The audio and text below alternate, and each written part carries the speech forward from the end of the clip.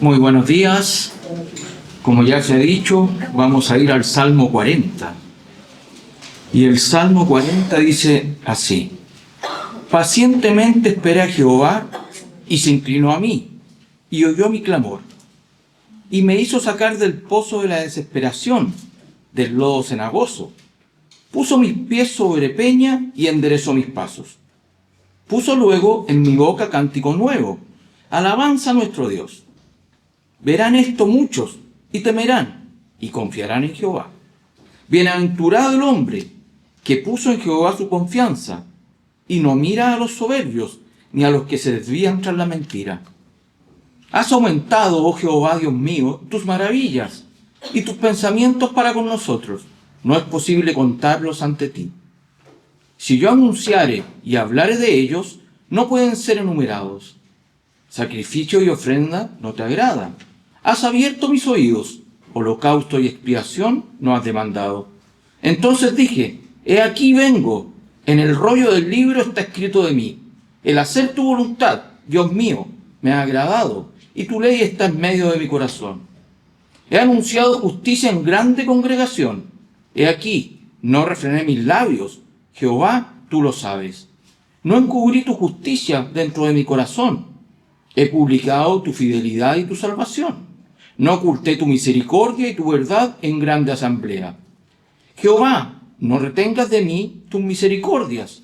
Tu misericordia y tu verdad me guarden siempre. Porque me han rodeado males sin número. Me han alcanzado mis maldades y no puedo levantar la vista. Se han aumentado más que los cabellos de mi cabeza y mi corazón me falla. Quieras, oh Jehová, librarme. Jehová, apresúrate a socorrerme. Sean avergonzados y confundidos a una los que buscan mi vida para destruirla. Vuelvan atrás y avergüéncese los que mi mal desean. Sean asolados en pago de su afrenta los que me dicen: ¡Ea, ea! Gócense y alégrense en ti todos los que te buscan, y digan siempre los que aman tu salvación: Jehová sea enaltecido. Aunque afligido yo y necesitado, Jehová pensará en mí. Mi ayuda y mi libertador eres tú. Dios mío, no te tardes. Muchas gracias, hermano Juan Carlos, por la lectura de esta palabra. Un salmo que destila la idea de la confianza en el Señor. La confianza como el mejor antídoto para todos los problemas que una persona puede tener. Puso nuevo en mi boca cántico nuevo. Alabanza a nuestro Dios. Verán esto muchos y temerán y confiarán. Bienaventurado el hombre que puso en Jehová su confianza y no mira a los soberbios, etc. Hace 15 años atrás tengo una noticia guardada que no es primera vez que la he utilizado como ilustración porque la encuentro muy simpática, por decirlo así, muy ilustrativa. Hace 15 años, más de 15 años ya atrás, las noticias nos contaban de un ratón. Un ratón se había logrado meter en una cámara acorazada allá en China, donde se guardaban los depósitos en un banco de la ciudad allí en Cantón. Al pasar este ratoncito accidentalmente por el botón que controlaba la apertura, simplemente abrió la bóveda de seguridad. La noticia decía así: varios empleados de la entidad, una sucursal del Banco de Construcción de China, descubrieron por la mañana que la puerta vertical de seguridad estaba completamente abierta, por lo que creyeron que se había producido un robo. Sin embargo, los operarios se dieron cuenta poco después que no faltaba ni un solo peso de la reserva del banco y que un ratón enredado entre los cables del sistema antirrobo, o sea, la superseguridad, consiguió abrir la puerta que era de alta seguridad. Comienzo con esta anécdota, pues es una verdadera metáfora de la extrema fragilidad en la que descansa la confianza de millares de personas. Bóvedas de acero, sistemas de alta tecnología en seguridad y un ratón inconsciente, sin embargo, y por accidente, abre la puerta. Esto nos muestra cómo las medidas más extremas tomadas por el ser humano para proteger algo o a alguien fracasan ante algo tan débil como un simple ratón. Leíamos en el Salmo 40, sin embargo, algo maravilloso, algo distinto, bienaventurado, feliz, gozoso, eso significa bienaventurado. El hombre que puso en Jehová su confianza, no en el banco, en Jehová su confianza, y no mira a los soberbios, ni a los que se desvían tras la mentira. Confianza, ese es nuestro tema, y la pregunta es, ¿en qué está depositada mi confianza? Y a pesar que leímos un extenso salmo, felicito al hermano Juan Carlos por sus 0 faltas en la lectura, no es fácil. Vamos a utilizar fundamentalmente para trabajar nuestro tema la historia de 2 hombres, y nos vamos a ir ahí a Segunda de Reyes, capítulo 18, la historia de 2 hombres. En Segunda de Reyes, capítulo 18, 13, se presenta a 2 personas. Dice, a los 14 años del rey Ezequías, subió Sennacherib, rey de Asiria, contra todas las ciudades fortificadas de Judá y las tomó.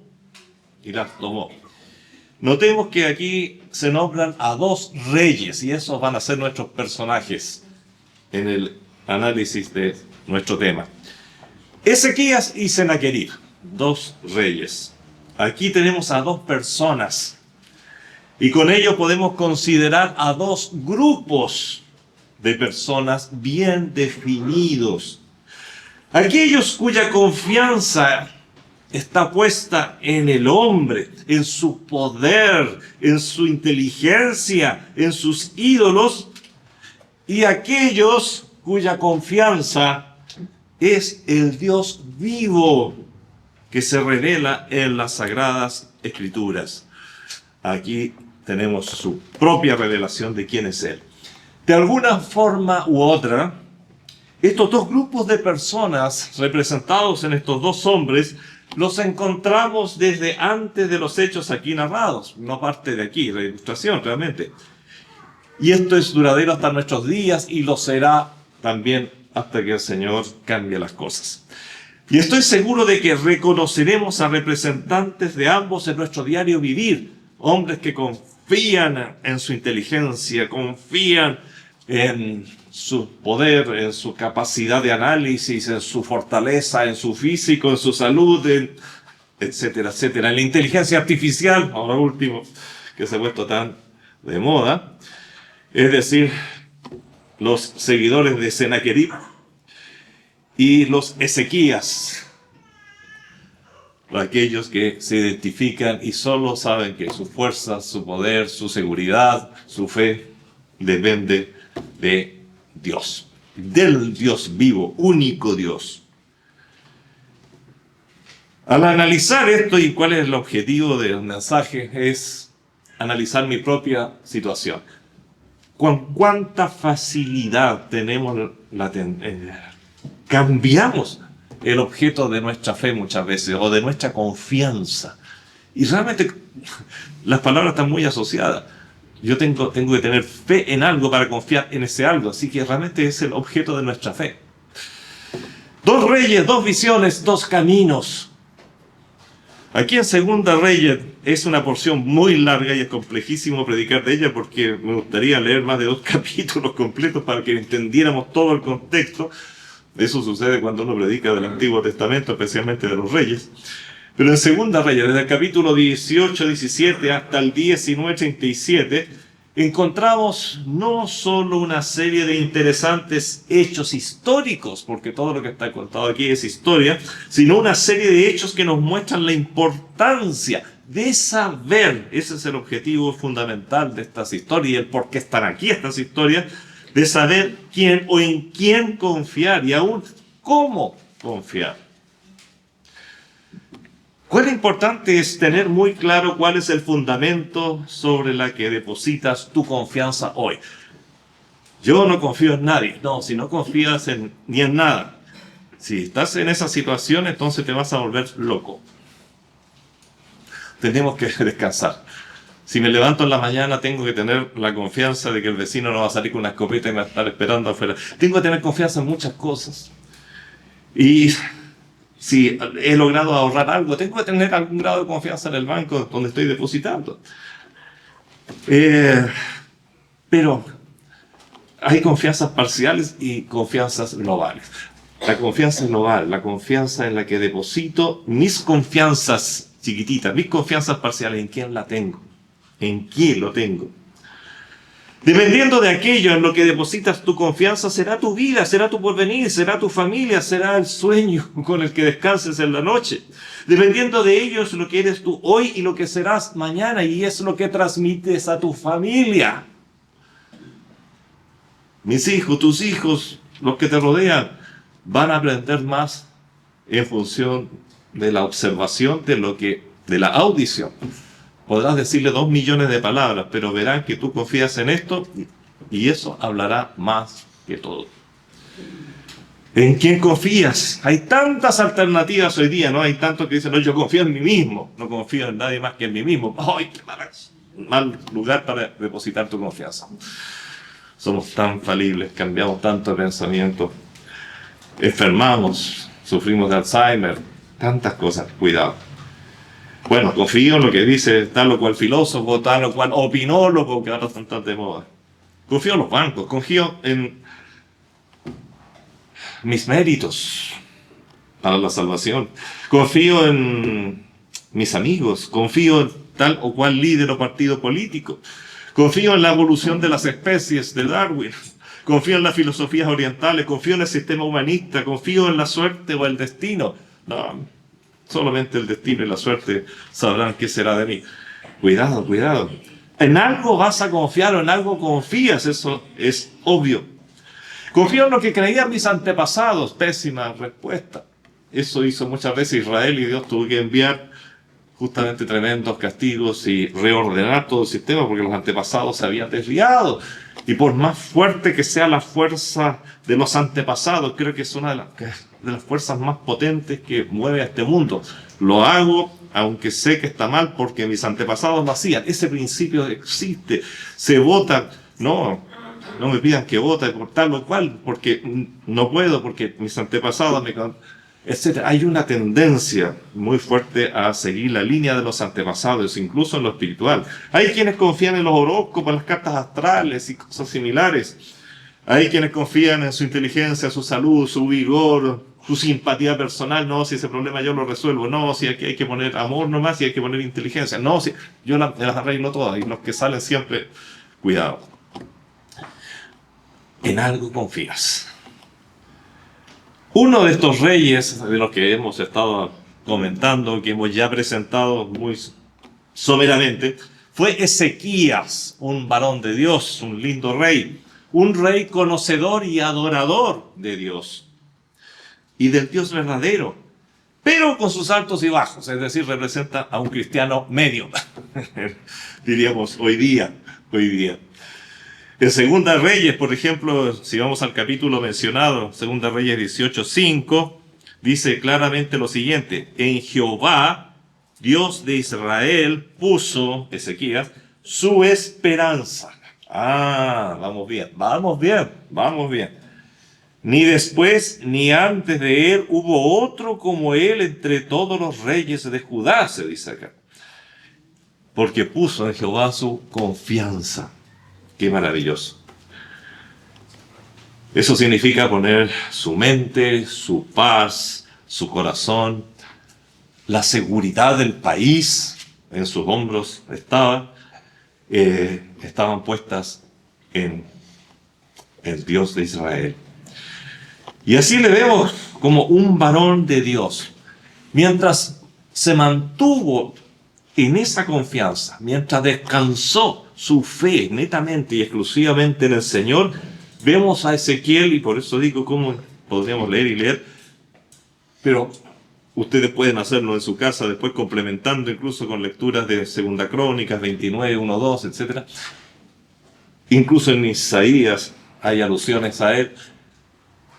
Mientras estuvo así, fue un vencedor, lo que más queremos ser hoy en día. Hay dos, generalmente en el mundo, especialmente de los negocios, en el mundo crudo, digamos, de la calle, se habla solo de vencedores y perdedores. Ezequías fue un vencedor mientras estuvo su confianza en el Señor. Limpió al pueblo de los ídolos. No, ni un ídolo. Y como dice el versículo 7, es muy interesante, vamos a picotear algunos versículos para que fortalezcan nuestro argumento.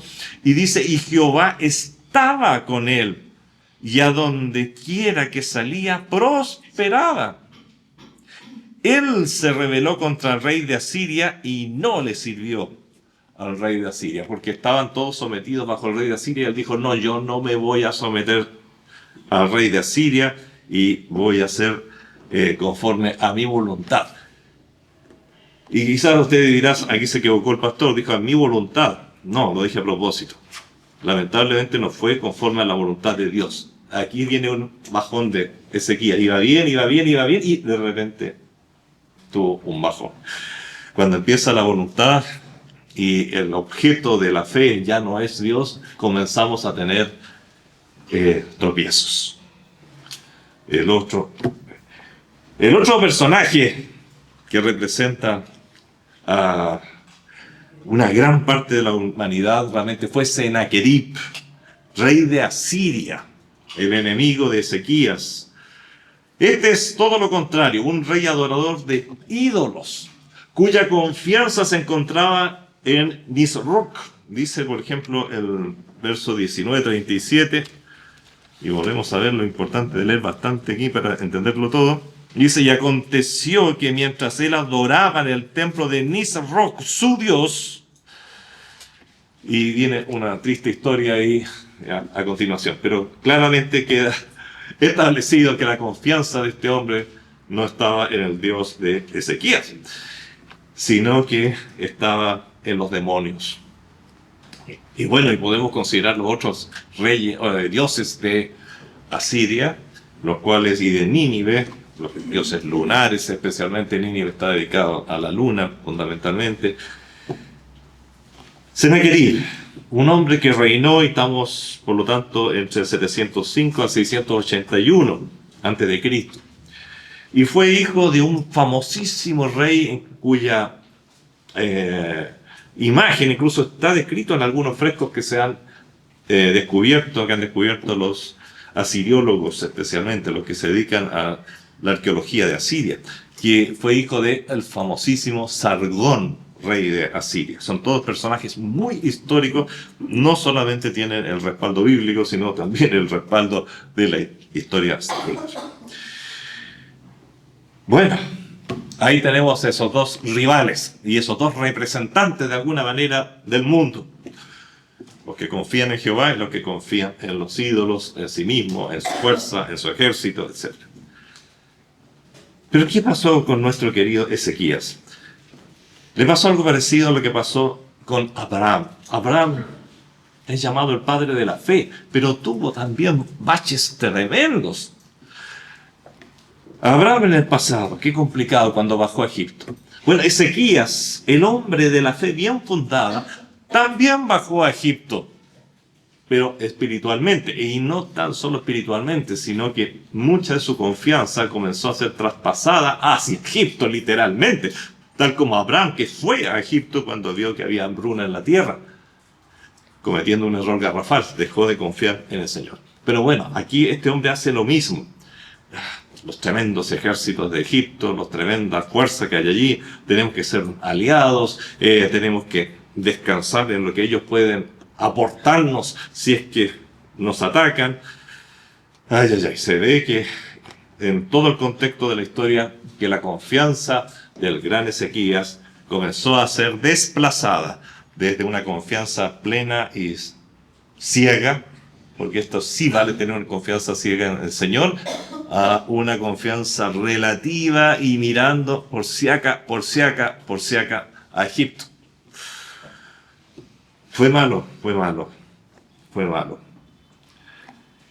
Vemos así que el hombre comienza a debilitarse. Y luego de gobernar 14 años, el rey Ezequías tuvo un enfrentamiento muy especial con ese magnífico oponente que era Sennacherib. Digo magnífico oponente porque realmente era poderoso, el rey de Asiria. Y aunque no parezca que lo que debiera ser, pero quedó temblando Ezequías con ese encuentro. Y llevó a Ezequías a someterse a Sennacherib. ¿Qué había pasado justamente? Que la confianza ya no estaba totalmente puesta en el Dios de Israel, sino que se había traspasado hacia las fuerzas humanas. Por eso una de las razones por las que el Señor, en las 5 prohibiciones básicas que da a los reyes, y ya viene de Deuteronomio, esto es una de las cosas que el Señor les dice a los reyes es que no tengan demasiados caballos, ni vuelvan de alguna manera a Egipto, que no pongan su confianza, en otras palabras, en los caballos, en el poder, en sus máquinas de guerra, en su ejército, ni pongan confianza en Egipto, que siempre fue una gran nación. No, tienen que confiar en el Señor. El Señor puede usar a esas naciones para ayudarlo, pero su confianza tiene que estar puesta en el Señor. Y como decía, luego de gobernar 14 años, hay un episodio muy grave, y Sennacherib aprovecha la circunstancia para pedir un alto precio por la paz a Ezequías. Y Ezequías ahora estaba temblando porque su confianza ya no estaba puesta en el Señor. Y Ezequías pagó todo lo que Sennacherib le cobró. Vemos en el verso 16, confirmando que llegó al extremo, Ezequías, dice, entonces Ezequías quitó el oro de las puertas del templo de Jehová y de los quiciales que el mismo rey Ezequías había cubierto de oro y los dio al rey de Asiria. O sea, ya no sabiendo dónde sacar más oro, empezó a desmantelar el templo. Y un oro que él mismo había puesto. ¿Cuándo? Cuando su confianza estaba puesta totalmente en el Dios de Israel. Ahora que ya la confianza no estaba totalmente puesta, retroceso, señores. El oro que saqué, démoselo a Sennacherib, porque si no, vamos a entrar en guerra y no estoy capacitado moralmente para hacerlo. El objeto de la confianza, entonces, sucede algo interesante. El objeto de su confianza, se supone teórico en estos momentos, es perfecto, porque todavía se supone que confía en alguna medida en Dios. Pero el que deposita esa confianza, estoy seguro que cualquiera que le preguntara, y más adelante él mismo lo admite, que él está mal, está muy mal, pero su confianza sigue siendo Dios, pero el problema es que él está mal. Entonces, el que responde a la confianza está bien, la confianza está bien puesta. Tú puedes ser un muy buen cristiano, o en el sentido, un cristiano con mucha confianza en el Señor, pero si tú estás mal, ahí está el problema.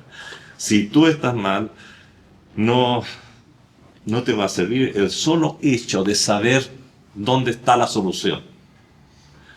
Tú tienes que colocarte dentro de esa solución. Mira, un lápiz puede ser de oro puro, considerado de la mejor marca del mundo, y que los hay. Pero en manos de un analfabeto no servirá para escribir ni una sola carta.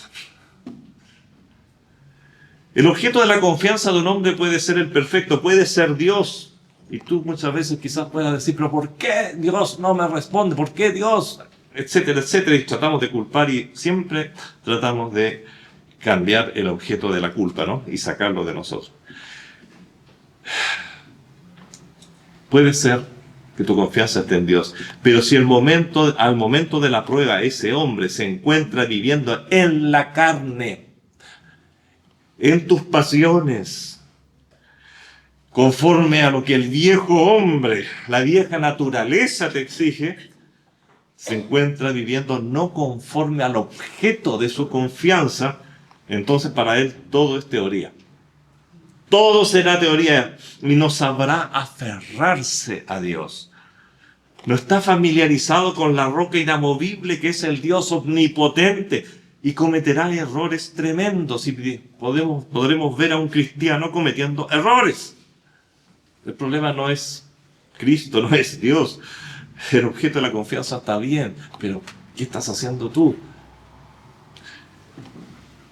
Por eso el Salmo 40, verso 4, un versículo que ojalá memoricemos todos. Bienaventurado el hombre que puso en Jehová su confianza.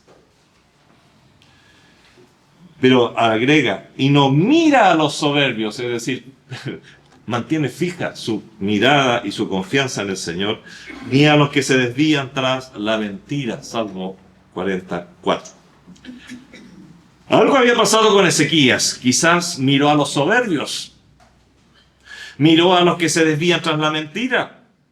Lo que sí es claro es que no estaba firme en el Jehová inamovible de los siglos cuando vino la prueba. Llegó la prueba y él no estaba preparado para la prueba. Estaba relajadito, pero no descansando en el Dios que da la verdadera relajación, la verdadera paz, el verdadero trabajo.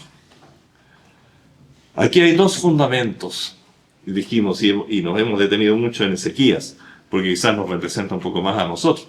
Pero hay dos fundamentos puestos a prueba, y lo vamos a ver desde esa perspectiva. Al poco, como dice el verso 17 del capítulo 18, después el rey de Asiria envió contra el rey Ezequías, o sea, es el rey, pero está actuando a través de una tercera persona, envió contra el rey Ezequías al Tartán, al Rabsaris y al Rabsés con un gran ejército desde Laquis contra Jerusalén y subieron y vinieron a Jerusalén. Problemas, nubes oscuras a la vista. A esta altura ya Senaquerib se había llevado todo el oro de Jerusalén, pero ahora venía por otra cosa, venía por personas. Venía por personas, quería rehenes, es decir, quería siervos. Así que ahora quería almas, en otras palabras, como dice en Génesis. Ay. ¿Qué está pasando aquí? ¿Cómo va a reaccionar Ezequías? Estamos viendo que Senaquerib no quedó satisfecho y receloso ahora. ¿Por qué? Recordemos que habíamos visto que Ezequías hizo algo bastante intrépido. Decidió no dar ni pagar más tributos. Decidió liberarse y decir, allá tú, Senaquerib. Pero la confianza no estaba puesta en el Señor cuando dijo eso. Estaba puesta en su ejército, quizás, en Egipto especialmente, que siempre estaba siendo observado como ayuda posible. Pero Senaquerib estaba molesto. Así que envió 3 importantes oficiales de su reino, esos con nombres bien raros, y los envió a blasfemar a Dios. Lamentablemente, siempre que nosotros cometemos errores, Dios es blasfemado por el enemigo. Le hacemos un gran favor a Satanás. Y vino además a pedir más que oro, más que plata, sino un número importante de personas, como dice el verso 23. Ahora pues yo te ruego, es un lenguaje casi irónico, porque no viene a rogar, viene a exigir, que des rehenes a mi señor, el rey de Asiria, y yo te daré 2000 caballos, y aquí viene una burla, si tú puedes dar jinetes para ellos. O sea, mirándolo en menos, es una burla simplemente. Así que ese te ruego es absolutamente protocolar, nada más. Así que ahí estamos en problemas, amigo Ezequías. Rabsacés, que significa comandante de campo, le dice a Ezequías, así dice el gran rey de Asiria. Y mira qué interesantísimo el versículo 19, porque es una tremenda reprensión indirecta que él ni siquiera se daba cuenta que la estaba haciendo. Y les digo, el Rabsacés, o sea, el comandante de campo de las fuerzas de guerra de Sedequías, del rey de Asiria. Decida ahora Ezequías, así dice el gran rey de Asiria.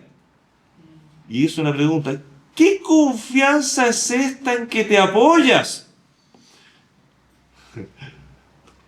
Un incircunciso, un infiel, un hombre servidor de ídolos, de alguna manera está llamándole la atención sin darse cuenta. Y le dice, mira esa confianza ridícula en la que tú tienes. Dices, pero son palabras vacías. consejo tengo y fuerzas para la guerra. Mas ¿en qué confías que te has rebelado contra mí? Oye, qué buena pregunta para Ezequías, como para hacerlo reflexionar, y parece que lo hizo reflexionar. ¿En qué estoy confiando? Y luego se ríe abiertamente de Egipto. No vamos a leer porque sería extremadamente largo este mensaje, pero sabía el rey de Asiria que la confianza fundamental de Ezequías estaba en Egipto. Y además, como había desprestigiado al Dios de Israel, al Dios bíblico, al Dios verdadero, al Dios todopoderoso, al Dios único, también miraba en menos la confianza que podía tener Ezequías en Jehová, Dios de los ejércitos. Porque ya había hecho lo que había querido con él. Le había quitado, como decíamos, llegamos al ridículo de ver despojando aún el oro de las puertas del templo. El rey de Asiria le mandaba ahora decir a Ezequías que él era un tipo ridículo por cuanto su confianza se encontraba en manos de quienes no podían ayudarle. Le menciona a Egipto, a Jehová, a ellos mismos como pocos indefensos. Te damos 2000 caballos y que tienes a alguien para montarlos. Ustedes no son nada. Luego menciona las naciones que fueron dominadas por Senaquerib. Si ustedes leen el detalle van a ver que dice, hemos vencido a esto, a esto, a esto. Ninguno de sus dioses pudieron ayudarlo. Y miren cómo confiaron ellos y fueron todos defraudados. Nuestro Dios es más poderoso. Ya saltando al capítulo 19, como te digo, hay mucho que leer. Les encomiendo encarecidamente que lean todos los capítulos, todas las porciones. Algo sucedió con Ezequías. Parece que recibió la bofetada, recibió la cachetada y se dio cuenta de su locura. Esa es una de las características lindas de un verdadero hijo de Dios, que se da cuenta de que ha cometido errores, se arrepiente, cambia y empieza a hacer bien las cosas. Dice el verso 19:1: cuando el rey Ezequías lo oyó, rasgó sus vestidos y se cubrió de cilicio, o sea, de luto, y entró en la casa de Jehová. Empezó a hacer bien las cosas. Y envió a Eliaquim, mayordomo, a Sebna, escriba, y a los ancianos de los sacerdotes, cubiertos de cilicio, al profeta Isaías, hijo de Amós. Por eso que esto también lo encontramos dentro del libro de Isaías. Ahí habla mucho de Ezequías. Y van a consultar por fin a Dios. Por fin. Bueno, y así continúa esta historia. Rabsacés te había dicho en qué confianza, en quién está tu confianza. Ahora Ezequías iba a responder: mi confianza está en Jehová. Hermanos queridos, la pregunta pastoral que no puede faltar en este lugar: ¿y tú en quién confías? ¿Qué está pasando con tu vida? Hay revueltas, hay complicaciones, está el enemigo, aquí están las paredes, están los muros de Jerusalén y el enemigo está abajo blasfemando. ¿Te está pasando eso? ¿No será que ha cambiado tu punto de vista y tu punto de vista, la mira ya no está en Jehová, en Dios, en nuestro Señor Jesucristo, en su muerte, en su sacrificio, en su amor, en sus promesas, sino que está totalmente vertida en las fuerzas de otros? Lo que me puede aportar el banco, lo que me puede aportar esta persona, lo que me puede aportar este otro, lo que puedo hacer yo con mis propias fuerzas. ¿Dónde está puesta tu confianza en estos momentos? Es un muy buen pasaje bíblico para analizarlo, para analizar esta situación. Creo que es una de las razones, según hay muchas más, pero una de las razones fundamentales porque Dios decidió que esta porción histórica quedara en la Biblia para que fuera leída en el año 2025 aquí en la Iglesia Bíblica Las Condes esta mañana. Es para decirte algo a ti, sin duda. ¿Sobre quién se apoya tu porvenir? ¿Sobre qué se apoya todo tu sistema de vida? Estás estudiando, voy recontra bien y voy a hacer esto y después esto otro y esto otro y esto otro. Oye, cuidado, toda tu confianza está puesta en que vas a tener salud, en que vas a tener fuerza, que vas a seguir teniendo inteligencia, en que no vas a tener opresores que sean más poderosos que... Eso es una soberbia tremenda que suele producir grandes desastres. Bueno, Pero esta vez el rey Ezequías estaba, como decíamos, en un mejor momento espiritual y no cedió a las ofensas, no cedió a las agresiones que venían desde el enemigo. Su confianza otra vez fue depositada en Dios. Estaba mejor e hizo lo correcto. En lugar de ceder, todo temeroso, como lo hizo la vez pasada, cuando empezó a desarmar hasta el templo para entregar todo el oro que había, los quiciales en todas las partes, en vez de correr a Egipto por ayuda, en vez de decir, ya, ustedes dos vayan a Egipto, traten de pasar desapercibidos entre el enemigo y pidan socorro, en vez de hacer cualquiera de esas cosas que suelen hacer las personas, porque los requerimientos del rey de Asiria eran tremendos, simplemente Ezequías fue al templo y envió por ayuda. ¿Pero a quién? Al profeta Isaías. Lo que equivalía a buscar la ayuda de Dios. ¿Y qué obtuvo esta vez Ezequías? Pues lo que obtiene todo aquel que busca a Dios en primer lugar, vale decir, una clara respuesta.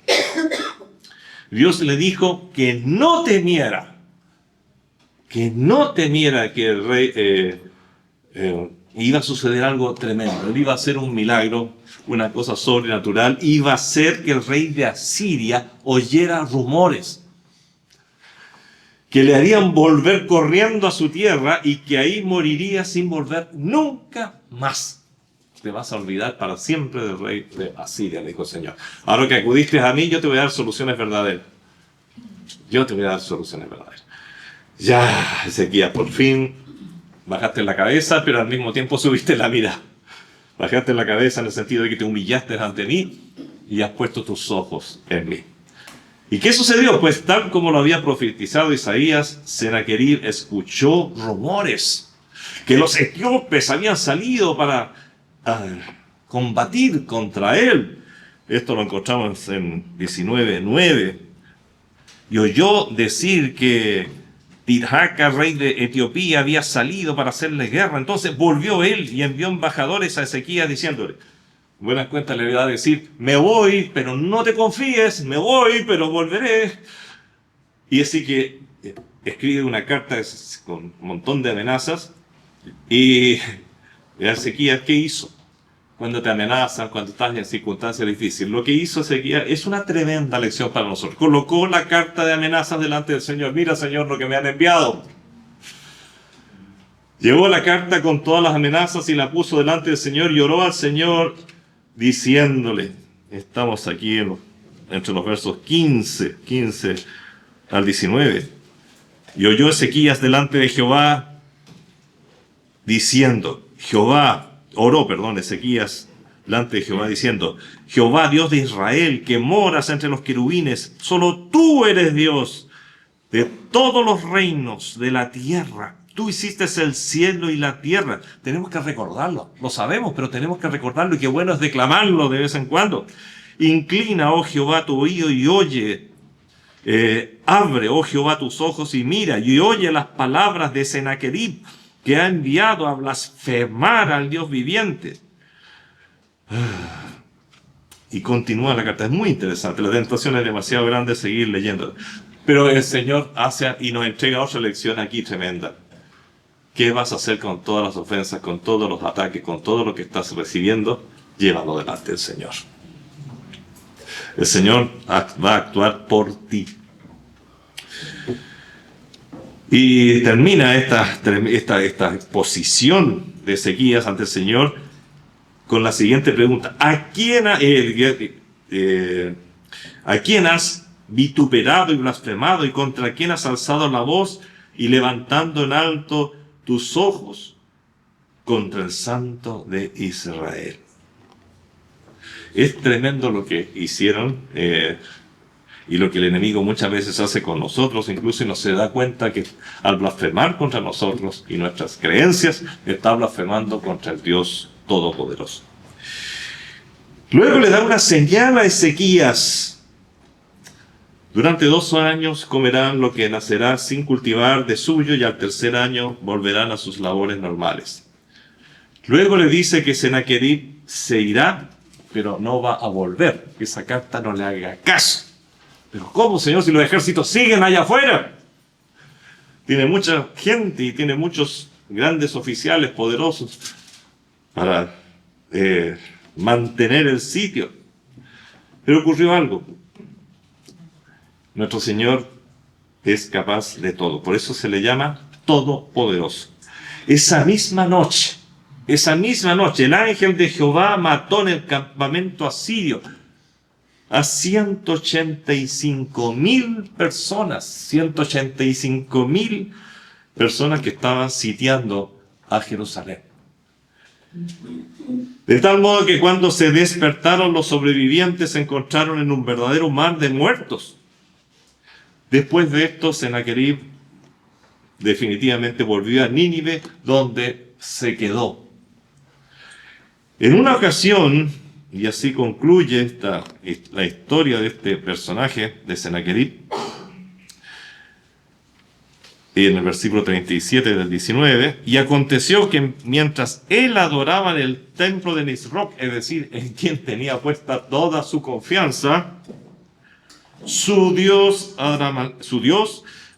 Adramelech y Sarecer, sus hijos, sus querubines, sus tiernos hijos, lo hirieron a espada y huyeron a tierra de Ararat, y reinó en su lugar otro de sus hijos, Esar-Adón, su hijo.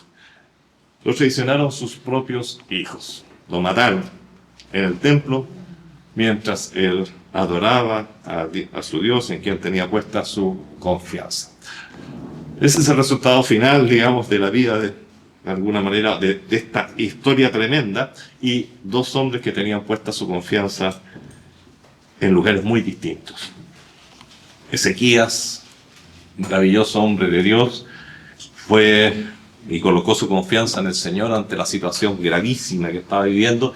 El Señor respondió de una manera no como él hubiera esperado. Si eso es lo interesante y lo diferencia que hay entre confiar en el Señor y confiar en el hombre, porque cuando confiamos en el hombre esperamos que haya respuestas conforme a lo que los hombres pueden dar. Si confiamos en un ejército aliado, por ejemplo, vamos a confiar en que la fuerza militar de ese ejército va a ser superior a nuestros atacantes, o sumado a mis fuerzas vamos a poder vencer. Siempre va a haber una conclusión lógica humana, pero el Señor tiene soluciones que no imaginamos. ¿Quién iba a imaginar que iban a aparecer muertos una mañana 185.000 personas del ejército sin mover un brazo, sin haber ensuciado una sola espada con sangre, sin haber utilizado de armas ni recursos algunos? Y así el Señor venció por Ezequías. Valió la pena la confianza en el Señor. Mientras tanto que su adversario terminó traicionado en su propio templo, adorando a su Dios por sus propios hijos. ¿Qué diferencia? Lo que hemos visto más que la historia de dos hombres poderosos, de dos reyes o de dos estrategas, es la historia y resultados de dos personas que tenían puesta su confianza en cosas, personas y dioses diferentes. La confianza de uno descansaba en el único Dios y eterno y santo, y la del otro en sus fuerzas, su poder militar, sus dioses, sus riquezas, sus demonios. Y también describe de alguna manera la historia de un hijo de Dios y lo que ocurre con él y con los suyos en la medida que su confianza fluctúa. Sí. Quisiéramos tener héroes al estilo de las revistas, al estilo de los cómics, héroes que nunca fallan, que siempre... No, la Biblia siempre va a mostrar al hombre tal como es, aún el mejor siervo de Dios tiene caídas. Bienaventurado el hombre que puso en Jehová su confianza y no mira a los soberbios ni a los que se desvían tras la mentira. Bendito el varón que confía en Jehová y cuya confianza es Jehová, dice Jeremías 17:7. La Biblia nos habla mucho de confianza, hermanos. Pero ¿en quién tenemos puesta nuestra confianza? Tres posibilidades. Tener una confianza mal puesta o puesta en cosas y personas equivocadas. La otra posibilidad es tener una confianza bien puesta, como Ezequías, pero con problemas para confiar. Confío sí, pero voy a tomar todas estas precauciones por si me falla Dios. Tener una confianza bien puesta y bien aplicada. Eso es lo que tenemos que hacer. Eso es lo que al final hizo Ezequías y fue consecuente con lo que él decía que creía. Y el Señor respondió. El Señor respondió. Hermanos, para mí hay tremendas lecciones para mi vida. Espero que para usted también. Y que nos ayude a descansar más en nuestro Señor. Porque si lo haces, vas a ser bienaventurado. No por nada está la palabra, no es por hacer juego con la poesía del Salmo. Son principios bíblicos. Bienaventurado, feliz, dichoso, el que tiene su confianza puesta en Dios. Padre Celestial, te damos gracias porque es muy gráfico, Señor, lo que hemos visto. Y es tu enseñanza, Señor. Una tremenda lección sobre confianza. Padre Celestial, las respuestas están tan claras en la Biblia. No hay que interpretar nada. Simplemente tú dices, confía en mí. Confía en mí. Confía en mí y descansa. Descansa en cuanto a confianza, pero al mismo tiempo, esfuérzate y sé valiente. Pero confía en mí. Yo haré. Tú haz lo tuyo. Pero hazlo. Señor, así lo siento. Creo que así es como debo interpretar tu palabra. Ayúdanos, Señor, a confiar en ti, a descansar más en ti, Señor, porque creo que muchas de las preocupaciones, muchas de las angustias, muchos de los problemas que tenemos se basan solamente en una tremenda desconfianza en ti. Gracias, Padre Celestial. Ayúdanos, ayuda a mis hermanos que están fluctuando y que tienen angustias profundas, Señor, y que están basados en este problema. Ayúdales, no solo a mirar a ti, sino a mantener su mirada puesta en ti y realmente, finalmente, a descansar en ti, Señor. Gracias, Padre, por Jesucristo, nuestro Señor. Lo pedimos todo. Amén.